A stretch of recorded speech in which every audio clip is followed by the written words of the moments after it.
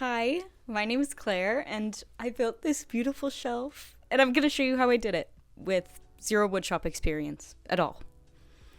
Do-do-do-do. So let me set the scene. Last summer, I had a horrible nightmare, jumped out of bed, and slammed my head into my bedroom cabinet.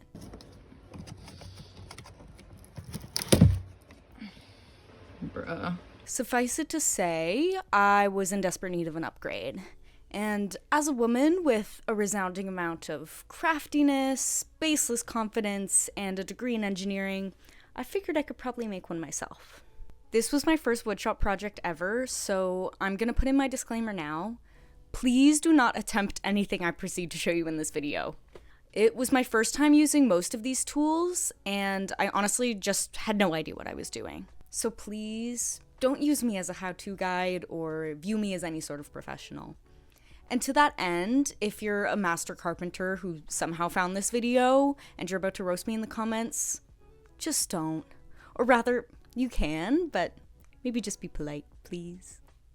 Anyways, let's jump in. First, I had to get an idea of the sheer amount of stuff I had and the available space. Then I could kind of get to work on the design. I came up with this really fun modular cabinet idea with a couple components that can be arranged in multiple configurations for different spaces and uses. This video is going to be just for this shelf, but I would eventually love to finish this entire idea. Also, as a side note, I have moved since starting this project, so instead of being clothes storage, this has actually turned into my little crafting/hobby shelf. The shelf is upgrading my storage from my old cabinet by over 50%. It snuggles perfectly into this little corner of my bedroom, and it's honestly just really fun to look at.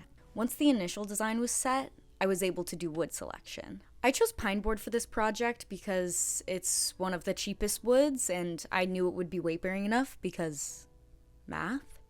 Getting the materials mostly consisted of me scrounging around Home Depot, looking for boards that were uncracked and as straight as possible, which was actually harder than expected. Once I found the right pieces, I also took a look at some thinner plywoods for the shelves, but ultimately decided against it because bringing home 12 feet of wood on public transit was difficult enough for one day.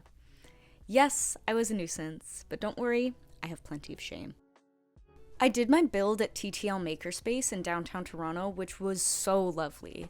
They had so many tools for me to use, and everyone I met there was just so helpful and so kind. It was really just a lovely space to work in. I started out just cutting these boards down into a reasonable size with the track saw, and then working on the connecting joints. I decided to go with rabbet and shoulder joints for this build, where one board has a ridge that the other board can just slot into. I really wanted to challenge myself by doing a wood joint and glue as opposed to just taking two boards and screwing them together. Could I have used stronger joints? Sure. Did I want to spend that much time over engineering it? Not really. Wood glue is ridiculously strong, and with the sheer amount of surface area there was on every joint, I just felt like the strength would suffice. Plus, I don't plan on hitting it with a battering ram either. Like, it just has to sit and exist in my bedroom. To make the rabbet, I lined up each plank and traced the outline of the groove I would need to cut. I used this hand router, lined up the drill bit, and clamped some wood in a way where I could press the router along the edge and get the exact cut I wanted. Making these joints took me so long. I averaged like one or two of these joints per day just because it was really daunting to just cut the wood. Like, I was so scared I was gonna mess it up. After that, I decided to round the corners, again with the hand router. The bit I used had this little bearing on it, so I could just glide the router across the edge and didn't have to set up any janky jigs. Then I did a dry fit, which was really major for visualizing things. This was the point where I realized that the design needed some pizzazz. I already knew that I would be engraving the sides, but seeing just how boxy the design was, I knew I needed some artistry. So I decided a wiggly edge would be a fun touch and sort of complement the organic floral designs I had cooking in my head. Designing this was so much fun. I wanted to do something whimsical and timeless, so I went with a sort of Art Nouveau style. I drew my design in Adobe Illustrator, and I actually created the design for the specific panels that I was going to be using. I knew that knots in the wood are harder to cut through, so I made the design just go around them to keep everything as tidy as possible. I was definitely pleased with that choice because now the design complements the natural structure of the wood and just has a little bit of movement to it. To prep for sanding, I used this happy little sander and sanded everything down for a couple hours. I accidentally stayed half an hour past closing one time because I was actually just hypnotized by the sanding process. I'm so sorry, Tim. I decided to stain the wood before engraving because I got the idea of having the original wood color sort of pop through and bring some contrast. And I accomplished this with a gel stain because normal water and oil-based stains penetrate into the wood, whereas gel stain just kind of sits on top. I also used a wood conditioner to make sure the stain would go on as evenly as possible. I could have been a little bit tighter with the staining, but it turned out okay, and the gel stain was pretty forgiving, all things considered. Once everything was stained, I needed to make the paths for the CNC machine, which is what I used to do the engraving. I used this laser cutting software Lightburn to turn my drawing into a path that I could add to my 3D modeling software. This also took me so long. I was using FreeCAD because we love open source software and I already spent way too much money on this project. I pushed this poor software to its limit. But once everything was finally in, I was good to just go for it. I thought just cutting the wood was nerve-wracking, so using the CNC machine, I was actually shitting my pants. I was watching the entire thing like a hawk and just waiting for something to go wrong. But it actually came out so well. I still had to do some deburring and get those little scraggly edges off with some sandpaper and a hand file. But the dopamine flooding through my brain at this moment was so amazing. The vision was just coming together and everything was like so palpable and exciting, and this was like one of my favorite parts of the whole build. For the shelves, I basically used the same process as before, which was cut, round, and sand.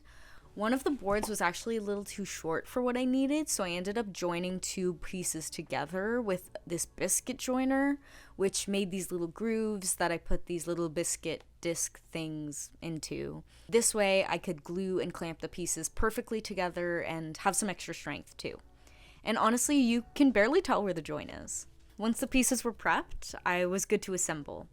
I rented some 90-degree and 30-foot clamps at the tool library to assemble this and just set up shop in my new apartment and let it rest overnight.